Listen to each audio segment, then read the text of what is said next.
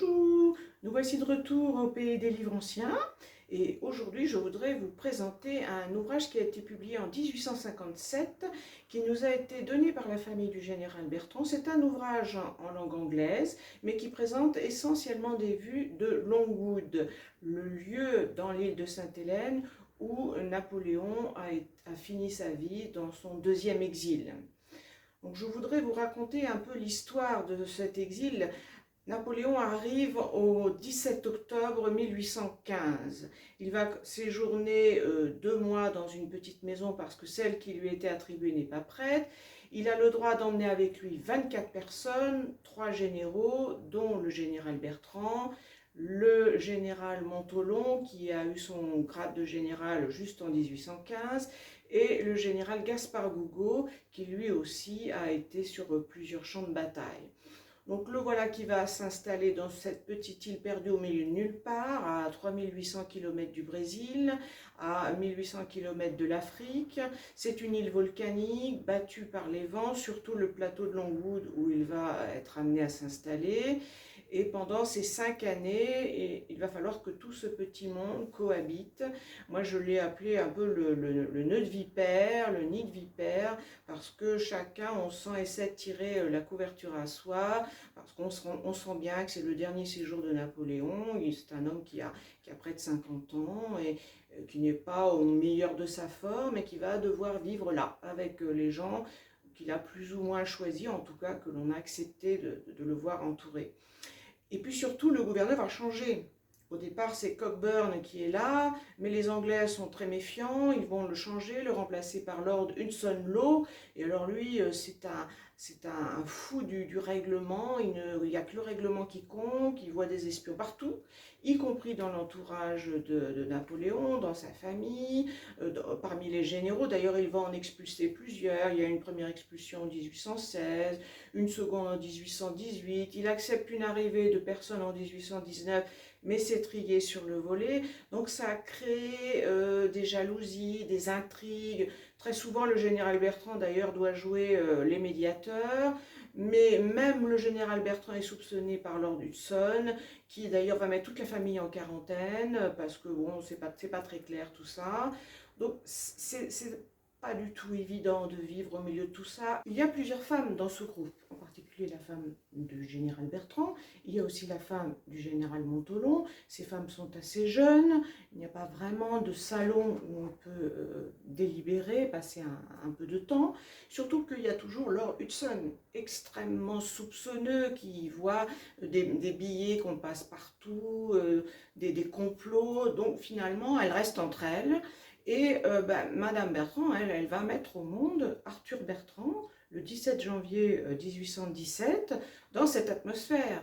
Et en 1820, elle est très inquiète de l'éducation de ses enfants et elle commence à dire, bon bah écoute, on va partir parce que on ne peut pas rester ici, les enfants ont besoin d'un entourage et d'une éducation normale en vue de leur âge.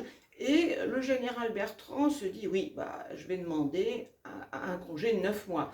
Sauf qu'en 1820, eh bien, la santé de Napoléon ne s'améliore pas et finalement il renonce à demander ce congé et il va rester jusqu'à la fin du mois d'avril. La santé de Napoléon se dégrade et en quelques jours, ça prend des proportions très alarmantes. Le 1er mai, Fanny a droit de le voir, et puis ensuite c'est Madame Montholon, et très vite il meurt le 5 mai. Donc toute cette histoire qui nous paraît très courte, c'est quand même plus de 5 ans de la vie de quelqu'un, la vie d'une famille. Il faut s'organiser dans un lieu qui n'est pas spécialement propice au niveau santé, puisque c'est un lieu humide. Il y a des écarts de température dans une journée qui sont colossaux. Il y a du brouillard le matin et puis d'un seul coup c'est des grosses chaleurs l'après-midi. C'est très difficile à supporter, il y a des insectes. C'est pas habituel quoi, pour quelqu'un qui vient de l'Europe avec toute cette ambiance complotiste. Lord Hudson-Lowe ne verra Napoléon qu'une seule fois parce qu'il trouve qu'il y a beaucoup trop de dépenses et que le gouvernement anglais lui dit qu'il faut diminuer toutes ces dépenses. Il a une rencontre avec Napoléon qui se passe mal, et ce sera la seule, et tout le reste se fait avec le général Bertrand, avec toujours cette idée que tous sont dans un complot et essaient de le faire sortir de l'île. Alors, je vais vous montrer maintenant l'ouvrage en question. Voici sa page de titre, hein, donc titre en anglais, hein, Vue de Hélène. Et à chaque fois, on a une petite page en anglais qui nous présente les lieux. Je ne vais pas toutes vous les montrer, mais je voudrais vous montrer au moins Jamestown. Parce que cette petite île, elle a une capitale. Donc voici la capitale. Elle est située à 9 km de Longwood, avec son église. Et vous voyez des maisons plutôt cossues, puisqu'il y a 5218 habitants dans cette île, avec pas mal de propriétaires terriens, des avocats, des juges, des médecins, et aussi des agents de la Compagnie des Indes, des agents, des officiers, des Chinois, plus de 400 Chinois qui avaient été importés par la Compagnie des Indes, et surtout des esclaves. On a plusieurs centaines d'esclaves dans cette île. Donc voilà, une ville qui vit en circuit fermé. Voici la première vue. Voici une des rues de cette ville. Vous voyez que c'est un paysage quand même un peu montagneux. Le pic de Diane qui culmine à 820 mètres est le pic le plus élevé. C'est une roche volcanique, pas toujours très végétalisée, hein, plutôt nue. D'ailleurs, lorsque le bateau approche des côtes, la femme du général Bertrand dira: mais ce rocher, c'est une grosse merde pondue par un oiseau. Voilà, alors elle est complètement catastrophée parce qu'elle ne voit pas beaucoup de végétation et elle se dit qu'elle va passer très longtemps dans cette île.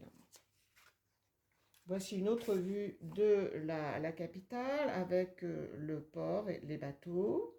Et on n'est pas très loin de la première maison dans laquelle Napoléon va séjourner. Il n'y séjourne que 2 mois en attendant que la vieille maison soit prête. C'est les fameux Briards.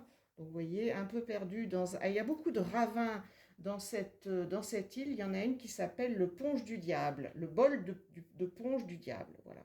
Donc c'est pour vous dire que ça a déjà une réputation un peu particulière. On ne va pas voir le lieu de la tombe, on va passer directement à la vue qui nous montre la maison dans laquelle va vivre Napoléon jusqu'à son décès. Une maison avec plusieurs corps d'habitation. Les autorités de l'époque avaient considéré que cette maison ne convenait pas et qu'en attendant de lui en construire une autre, il logerait dans cette maison-là. Finalement, il n'a jamais voulu s'installer dans la nouvelle maison, il est resté dans celle-ci. Donc voici une des façades qui est aujourd'hui devenue un musée. Voici la nouvelle maison dans laquelle il aurait dû loger et finalement qu'il n'a pas du tout habité. Voici la maison de la famille Bertrand, donc dans laquelle le petit Arthur va naître et va vivre une partie de son enfance.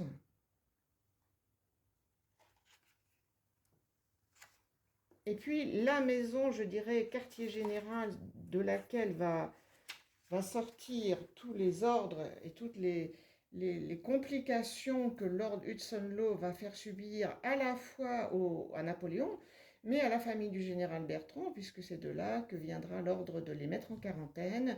Et même lorsqu'il va se séparer du docteur O'Meara en 1819, parce qu'il lui avait demandé de faire le rôle de l'espion, et lui il avait refusé, eh bien ça partira aussi de ce bâtiment dans lequel se trouvent plusieurs soldats pour veiller à ce que les ordres soient respectés et les consignes soient suivies.